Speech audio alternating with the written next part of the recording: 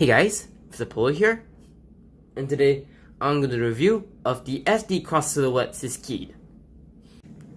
Alright, here is the Sisquiede itself. Now for the very first time, we've actually gotten the Sisquiede in model kit form, and it's, well, some people say that this guy should get an HD, but I find the SD makes more sense because that's mainly because, well, it first came out in SD game, like back in, what, the 2000s. It was from the WonderSwan, and not a lot of people know about WonderSwan, especially it's only made in Japan, so only people in Japan know what the WonderSwan is. But I mean, if you're outside Japan, you probably heard you got it through exporters or like some fancy shop. But yeah, so let's go on a review. So yes, it's a Monoeye Gundam, which surprisingly, which just kind of interests me. I mean, I've never seen a Monoeye Gundam. Actually, I did see a Monoeye Gundam before, but yeah, for the most part, it is basically a Zeon suit that's now in the Gundam colors.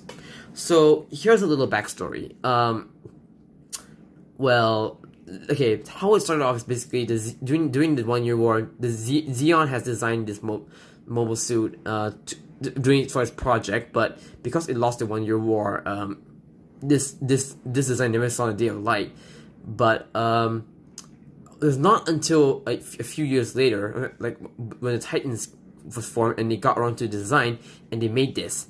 And just like the Mark II, it was stolen and by the AUG, and now it's an AUG mobile suit. So it's pretty interesting how this story goes. I mean, it's not canon, by the way. It's not a canon timeline. It is from UC, but it's an alternate timeline. All right. So in terms of colors, basically you've got the off-white, you've got the navy blue, you've got red, yellow for the V-fin and the vents. So I'm surprised the vents are in molten correct color. That's pretty good. And you get gray for the joints. Yeah, that's about it really. Yeah, it's a pretty interesting design. I really like the ski because, well, it's a Monoeye Gundam. I mean, not a lot of people like it's. You take two of these things and combine together. That's how you get basically. Now, okay, turn the stickers. Let's get the base real quick. Come on, there we go. Okay. So in terms of stickers, well, you get a fair amount, but as with like all my SDs I've built so far, if you guys know by now, if I build any crossover kits, I don't paint them like my Sango kits and my high grades and any kits above that. That's mainly because, well, for SDs, I just like the casual build basically. I don't want to put much effort in SDs because I feel that they don't get much attention as my high grades and real grades basically. But for the most part, they're pretty good. So I just built, just so you know, I'm building SD crossover kits pre-built. So, and yes, again, it's just like in reviews as well, I will not be reviewing the crossover frame along with the kit. I will be doing this because I feel that the crossover frame will deserve a review but on its own. So I'm not gonna show what the guy looks like in crossover form. But even so, I don't like crossover form. So there's no point for me actually reviewing it if I don't like it. But yeah, now so saying is for the stickers, you've got the forward camera, you've got the black on the vents, you've got the white on the shoulders, and then the navy blue and yellow on the legs, and that's what I did. And also, there's one more sticker, which is the Monoeye, which it is not a normal sticker. It's a jewel sticker, so it is like rounded and bulging out. So yeah, and yeah, so see how to get out. You can actually move the Monoeye, so that's pretty good. And kind of wish this is a clear piece, but never mind. I think because a jewel sticker is fine. But if you're painting this, you might want to like put this sticker layer on after you paint your kit. So yeah, in terms of detail, it's pretty good. Like for an SD, you got a lot of color separation, and this is quite an expensive SD if I'm gonna put it that way. But yeah, for the detail, it's pretty good. Alright, for articulation, it's basically for an SD frame basically. You've got a ball joint head, which doesn't move much because of the design of the head, and you can move it to the right. It's more of a swivel really. The arms are on a ball joint; they can go all the way around. The shoulders, this can move out now, but that's for the transformation to long distance mode. The arms are ball joint, you can go out that far. You can rotate on below the shoulder if you're careful. It's a ball joint, and this ball joint the wrist. Torso is mostly on a swivel, but if you pull it out a little bit, you can get more out of it. But I'm not gonna do that. The side skirts are on ball joints. It's pretty interesting. There's a ball joint on the leg and ball joint on the foot. And then the backpack, you get 4 binders, very similar to like the crossbow and Gundam in a way. You get a ball joint on the thrusters, and then these thrusters can open up, but that's mainly for the transformation. But yeah, for articulation, yeah, it's an SD. Nothing. You don't buy SDs mainly because you want to get for the articulation, unless you want to put the crossover frame. But again, I'm not showing the crossover frame in this review. I feel like the crossover frame has its own review of its own. Alright, for accessories, well, this is the best part of the kit. I feel for now. Now, first off, for its hand accessories, you get the beam sabers. Now, these are hilts, and you're wondering, where are the beam effects? Well, this is the best part of this kit. If you guys didn't recognize this by now, these are actually the old HUC beam effect parts. And if you really hike the modern high grades, you guys know that the beams are not, the newer beams are now like longer and more proportionate to the kit. And you guys know if you build these back then, if you feel that these beam sabers are a little bit shorter than how you feel like. So that's pretty good. I believe this is the very first time the SDs get a beam effect, which is like a separate beam effect part. So that's pretty good. I really like that. So it's pretty cool. But as you guys know, I'm not a huge fan of beam sabers, but if you want to, but it's nice they included it. So it's pretty good. I really like that. So if you want to use the beam sabers, you can do so. And the next accessory kit is basically the iField launcher. Now this is basically a beam bazooka, if I put it that way. I don't know much about this weapon, but all I can say is, from what I know, it's like a beam bazooka. So to attach it on the Sisquiede, you have to take this handle off and put it like this at first. Yep. And then you attach this to the mobile suit. Sorry, you attach to the iField launcher, sorry.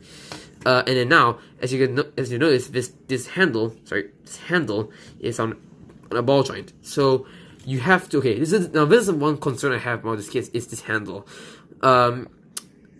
You can technically you can actually put this handle into the outer arm, but I am worried about this handle breaking apart. So you have to be very, very careful.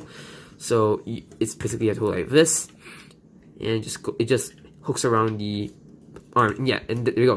That's the Sisquiede holding the beam, the iField launcher. Now, unfortunately, he's holding it only at this angle, which is very weird. But I don't think. I mean, there is a way you can actually. I mean, technically, you can actually make it hold straight, but I rather not because I'm worried about this part being breaking apart. And okay, and another thing is this iField launcher has 2 holes on each side. So if you don't want to put it on the right side, you can put it on the left side. Okay, this is the left side. If you want to put it on the left side, you can put it on the right side. So he can be a lefty or right. It's up to you, really. So it's pretty good. Yeah, so the accessories. Not a lot, but they do its job for an SD. So it's good for what they are. So pretty good. Alright, the next part of this review is the transformation to long distance travel mode. Now, I did not know that the Sisquiede had this function where you can travel at high speeds using this by transforming. But alright, I'll do it. Okay, I'll stop here and I'll show you what the kit looks like transformed, and I'll see you in a bit.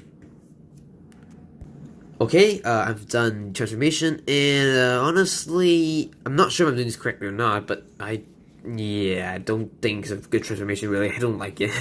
I mean, yeah, I think probably most of you guys as well don't like the transformation, but I mean, it's there. If you like this, then might as well go ahead and do it. But to me, nah, it's not that good. Yeah, I mean, still not to put it, guys. I'm sorry, but I don't like this design. I don't like this transformation. It really looks dumb. But yeah, I mean, that's the transformation. So I'll be transferring this back, and I'll show you the comparisons. Alright, for comparisons, well, let's bring in of course, the obviously, the RX-78. Yeah, they kind of look good together, just for some reason. And of course, a Monoeye, because you have to compare it to Monoeye. Zaku. Right, let's start a review. Alright, that's a review of the SD crossover Sisquiede. Now, this kit is a really interesting model and a really, really fun build. Now, if you, as I mentioned before, this is the only version of the Sisquiede we can ever get so far. And it makes sense because it is from a game, so an SD game. So yeah, details for an SD, it is expensive, yes, but well, what you're getting a lot of color separation in this kit. That's pretty good. There's not a lot of missing detail feeling from what I'm seeing here. Articulation, well, like I said, I'm not showing any crossover frames, so I can't say anything about that. So articulation is standard for a SD frame. Accessories, well, they're limited. You only get the IFU launcher and beam saber. That's about it. And yeah, it's not much accessory to play around with. But yeah, but I guess the IFU launcher is a big weapon, so that's the best part. I guess probably the best part of this kit, really. And the transformation, quite frankly, that's a little bit boring and a little bit stupid. But you know, if you like the transformation, yes, go for it. But I don't think a lot of people like the transformation. Overall, do I recommend this kit? Yes, I do recommend this kit, especially if you like the Titans or the Xeon suits. I suggest you pick this guys up. And yeah, it is a little bit expensive in SD, yes, but for a game of this color separation kit, it's pretty good. So if you like if you want a fun SD build, this kit is for you. And if you like the Titans or the Xeon suit, this kit is also for you.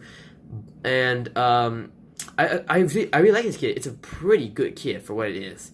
So overall, good kit. That's all, guys. Thank you for watching this review, and stay tuned for more videos.